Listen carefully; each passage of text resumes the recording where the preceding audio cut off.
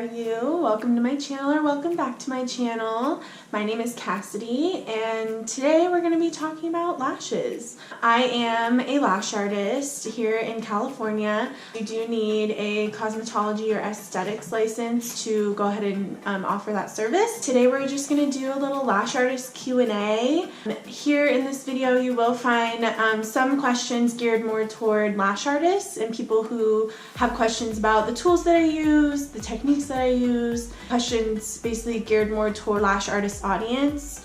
And then other questions are more geared toward clients and someone who's interested in lash extensions, things that you might want to know. So you will get a mix of both of those. Bear with me if some of the lash artist specific questions kind of bore you, or if you just don't really understand the language, because it can almost sound like a different language sometimes. To start with the basics, how long have you been lashing?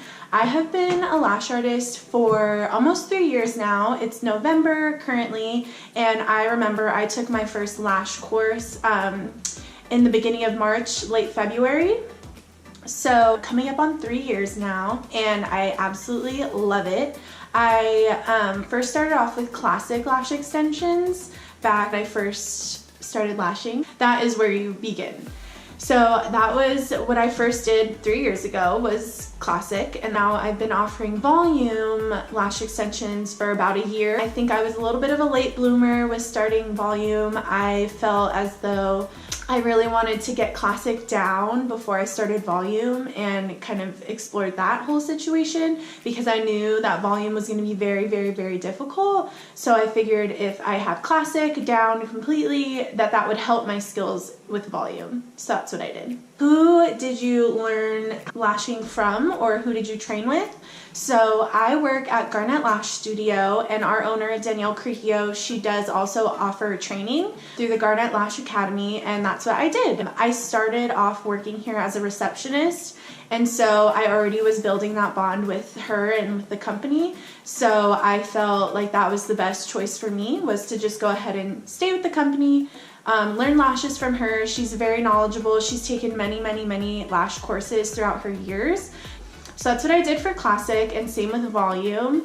And this kind of rolls us into the next question, which is, do you do any continuing education classes or trainings? I haven't yet, but I'm super excited. I did just enroll for a course in May through Maven Artistry. And I heard about this course from my friend Glam Bam Lashes, Kristen. Glam Bam Lashes is her business and her Instagram and everything like that. She is a lash queen. She lives and breathes everything lashes, and she does invest in these trainings. So she's done quite a bit. And actually at the last training that she was at, she had let me know that all of the girls there were raving about Maven Artistry's courses. So I enrolled in their Volume Master, I think it's Volume 2 or Volume Master 2 or something like that. Basically, it's an advanced volume course, and I feel as though, although my skills are really great and I do offer a great service, I think that you can always learn more, and you can always be expanding your education. So that is why I enrolled in this course coming up, and I'm super excited. I really hope that it can just give me a boost of confidence, some more skills to just really excel and be offering an amazing service, because that's all I ever want to do. What made you want to be a lash artist? I wanted to be a lash artist because my goal in life, okay, maybe not in life, but as far as I can remember, you know, everyone's always asking me, what do you want to be when you grow up? What do you want to be when you grow up? I was never motivated by money. I was never motivated by power. I was never motivated, you know, by being the best of the best. My motivator in life has always just been to be happy, and truly, truly happy, because I've gone through times in my life where I've been probably the saddest and in the darkest place of my life, but I would put on this happy face and make jokes and, you know, do that whole game, and it just felt so ingenuine to me, and I felt fake. And so I just never wanted to have to do that for the rest of my life. I wanted to get to a place where I was truly, truly happy. And, you know, working in a career, that's something that you have to do to maintain your lifestyle and to live and have a roof over your head and be able to afford the things you want and provide for a family. So with that being said, since it's something that you have to do no matter what, I wanted to make sure that whatever that was that I was choosing to do for the rest of my life was something that would be fulfilling and make my heart happy. That way, every day that I wake up, I'm not upset that I have to go to work. I'm not waking up on Monday like, oh, here's another Monday, here we go, like back on the grind. Some days do feel like that, and that's normal, but for the most part, I love being a lash artist, and I love coming to work and seeing my clients and chatting. So what made me decide lashes is when I first started working as a receptionist at Garnet Lash Studio, I was really seeing these women coming to work every day and smiling and loving what they're doing and chatting with women all day and just sharing their stories. And I think just that whole experience really showed me that this is a beautiful industry, and the industry is something that I wanted to be in. So to find something creative that I am really good at, and then on top of that to be able to make money with it, it's a dream come true, and I'm so happy that this is what I get to do for the rest of my life. So long story long, that's why I chose to be a lash artist. I wanted to be happy every day. I wanted to make money, and I wanted to feel fulfilled. So luckily I am. But let's go into the next question. How long did it take you to become a lash artist? So every schooling is different, every state is different. In some states you don't even need an aesthetics or cosmetology license. Here in California, pretty much with everything, it's harder to get a license here, whether it's cosmetology, even outside of the beauty industry. Like I know a lot of my clients are nurses or traveling nurses, and they say out of all the states they've been to, California's been the hardest and had the most hoops to jump through to get their license. So for us, there's a lot more regulation. You need 600 hours in a beauty school program. In the school that I chose, that took me 4 months. It was a 7 a.m. to 4:30 p.m. program, Monday through Friday. So it was literally a full-time job. I worked a couple hours at the studio at night, and luckily there was a lot of computer work that needed to be done, so I could bring my laptop to school, and in our downtime I could clock in and be able to work from there. And I was super grateful for that because I was able to keep my job and make some money while I was going to school. For me, the program took 4 months, and I was at San Diego City College, the aesthetics program. And then your training for lashes, if not included from your school, because every school is different with what they included. My training was outside of school, and it was a 1-day training. And in that training, you learn how to use your tweezers, the basics of lash health and eye anatomy and things like that. But the true learning and building your technique comes from the time that you spend outside of your training practicing on models. So I did not start taking clients, paying clients, until probably a month after my training. So that first month of knowing how to do lashes, I simply took lash models, and those are basically people who are understanding that you're newly trained, you're still learning, you're probably gonna make mistakes, we can't guarantee the outcome. And in that time, I learned so much. Let me tell you, I have made mistakes in that training process or in that practice process that I will never make again because of how traumatizing it was. I literally remember gluing someone's bottom lashes to the top lashes, and that happens sometimes still. You'll get like 1 or 2 stickies and it's no big deal. You can just pop them apart and it's nothing. But due to me being a little lazy in my applying the eye pads, I accidentally adhered her bottom lashes to the top, and I could not for the life of me get them all unstuck because there were so many. And now when I put my eye pads on, I take that extra 2 seconds to really make sure that every single natural bottom lash is covered up because of how traumatizing that mistake was. And luckily I made that mistake when I was training, and it wasn't a paying client. It was someone who knew that something like that could have happened.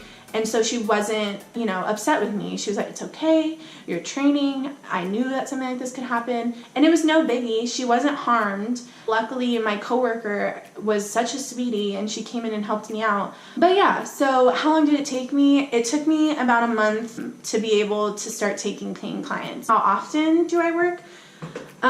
So this is a little bit of a tricky question because every day is different. As an esthetician, you know, you're by appointment only, and so some days are more full than others. In a general sense, I don't work more than 6 hours. Lashing is very, very hard on your body, and for me, I've learned my limit.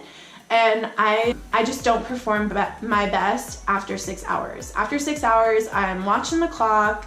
I'm, you know, fidgety because my back hurts and my hips hurt from sitting. I will not work more than 6 hours, and right now my schedule is open 6 days a week. Okay, so this one is a more client-based question. What are lash extensions? So lash extensions come in many different forms. Basically, a lash extension is a faux lash that is longer and curlier than your naturals that we apply to accentuate your natural features. There are many different types. There's classic and volume, mega volume, pre-made fans, ellipse, flat lashes. There's so many different kinds out there, but what I specialize in are classic, hybrid, and volume lashes. The classic is a 1-to-1 ratio, and then volume is when you take very, very, very fine extensions and kind of group them together and fan them out to create a fan like this. And that just helps with density and volume. Really great for clients who don't have a lot of natural lashes, but they really want density. Say I'm doing a classic client with the 1-to-1 ratio and they have a gap, I'll throw in a few fans right there where the gap is to kind of camouflage that. And hybrid is simply a mixture between classic and volume together. I use a synthetic lash instead of a true mink, and that is because mink can cause more of a reaction than a synthetic lash can, and that's just due to people having pet allergies and things like that. How much do lash extensions cost? My prices are comparable and they are competitive. For me, a volume full set is $300. A hybrid full set is $250, and then a classic set is $200. Okay, this is fun. So what tools do I use? So I have right next to me all of the tools that I use, and first is simple. It's just a white towel. So I'll put this down at the beginning of each appointment for sanitary purposes. Someone's laying down on I use a massage bed. I keep my tools pre-packaged in here. That way I'm not worried about cleaning tools or grabbing my tools. They're just ready to go. And so in here I have a little round silicone pad, and I put my classic extensions on these. I don't use this for volume. And then these are my iPads. There are disposable iPads that people use, the gel iPads. As a client, I don't like those because when I have had my friends use them on me when they're doing my lashes, I feel like, and even if this isn't happening, this is just how it feels to me. It feels like whatever the juice is that's on those gel iPads, I feel like it's gonna get in my eye, and I don't like that because I don't know what that gel is. And even if it's not getting on my eye, it's a foreign gel that I don't know what it is, and it's on my skin, and my skin is absorbing it. So they're just not my favorite. They're also disposable, so you have to keep buying them, and it's wasteful. If you don't have to do it, why do it? So I use the silicone ones, and with those you just clean them with soap and water and then put them in your barbicide and, you know, do that regular whole soak, and then you can use them again. So that's what I use, that's what works for me, and that's what I learned with, so that's what I do. And then for tweezers, I always have my 2 precision straight tweezers from Brilliant Lash Pro. I use 2 of these for classic and for volume, so I always have these 2. I'll isolate, well, with both of them I'll use them to isolate, and then I'll use one to hold that isolation and keep that lash isolated, and I'll pick up and dip with my other tweezer. And then for volume, I'll use those 2 tweezers, and then I'll also bring in the Love Boat, also from Brilliant Lash Pro. This is what I use to create and place my fans. I also have this little eye makeup brush, and with this, I use this to clean the lashes before I start, and I'll show you what I use to clean in a second. So I'll use them to clean the lashes before I start, and also I do water baths throughout, and that helps to cure the adhesive. So it's curing from the outside in as well as drying from the inside out. And then to dissipate any fumes, so that's really good for sensitive clients. And then ask any client that's had it. It's the best part of the service. It just feels really good. Of course, a lash wand to brush out the lashes as I go to make sure they're symmetric, and then at the end so that when they get up, their lashes are nice and perfect. And just a dapping dish, I start with it upside down, so upside down, and up here I'll put the cleanser, and then once I'm done cleaning, I'll flip it over and I'll put water in here, and I'll use it with water for the rest of the service. And then let's see, I also use a 3M micropore tape. This holds down the eye pads. And then I also put it on, I can just go ahead and show you this, for volume. This is what I keep my lashes on for volume. And up here I'll put a strip of the tape, or I'll double it up, put 2 strips on top of each other, and I'll put dots of adhesive up here, and that's what I'll dip my extensions in. The tape basically just protects the acrylic so that I'm not getting this all messy. I'm hungry, man.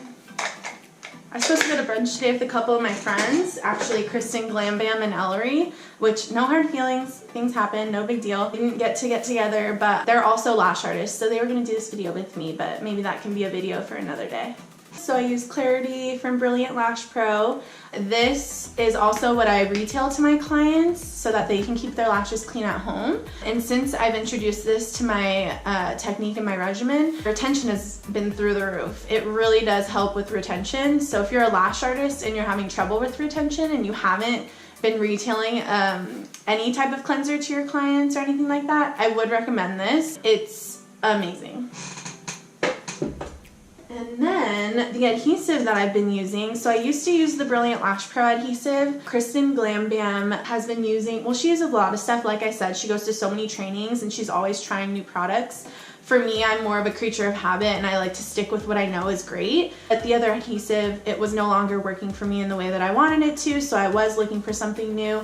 And Kristen suggested the Lash Boulevard Pro Hold adhesive, and this has been amazing for me. It really has helped with my retention and my speed. I'm able to work faster because I'm not like trying to make an adhesive work that's just not working. So that's pretty much all of the tools that I use. I also have a bolster on my bed so that that can go under the client's knees and keep them nice and comfortable. I have a bed warmer on the bed. I live in Monterey, California. It's not the coldest place on earth by any means, but it does get chilly. So that's just a little bit of added comfort type things because your clients are laying for a long time. My volume full sets take 2 hours and 15 minutes to 2 hours and 30 minutes depending. So that's a long time to lay down. I try and make it as comfortable as possible. So what is your most frequently requested look? But most clients tell me I want something long and curly but natural. So it kind of goes along the lines of, I feel like I hear makeup artists always say that every bride asks for the same thing, smoky but natural. Everybody wants something that you're going to be able to see and that's beautiful and curly and is accentuating their eyes but natural. So that is such an objective term. I think natural and dramatic is so subjective. Something that's natural on one person could look completely dramatic on someone else.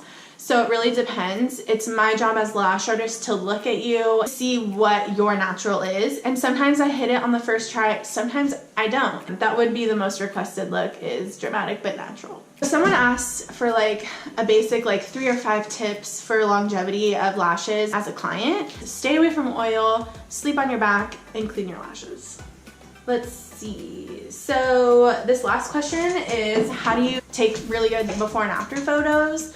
So I have this little clip-on ring light, and this goes on my phone, and I'll use that to take my photos so that there's an even distribution of light around the eye when I take it. My main tip for taking the best photos would be to use the ring light, and then also don't be afraid to use Facetune. That's what I use. So using the whitening tool on Facetune really helps to make like a really clean photo. And then the smoothing tool, the patch tool, just things to make someone's skin a little bit more perfected, because clients and anybody, I mean me too, you get self-conscious. You don't want a photo out there that's maybe not your best. So I do always try and just like perfect the skin a little bit more. And then that also helps to draw the eye to the picture of the lashes rather than all these imperfections that are also in the photo. well, I guess that's it. If you have more questions, any questions that I didn't get to today, please leave them in the comments below. We can always do an updated Lash Artist Q&A. Maybe I can get Ellery and Kristen, or maybe even Tasha in here to talk with you guys as well. If you have more questions for me about being a lash artist, maybe about esthetician school, just leave them in the comment section down below. Please also let me know if there's any other videos you'd like to see. Thank you so much for watching. If you've made it this far into the video, I really, really appreciate your support, and I'll see you next time. Bye.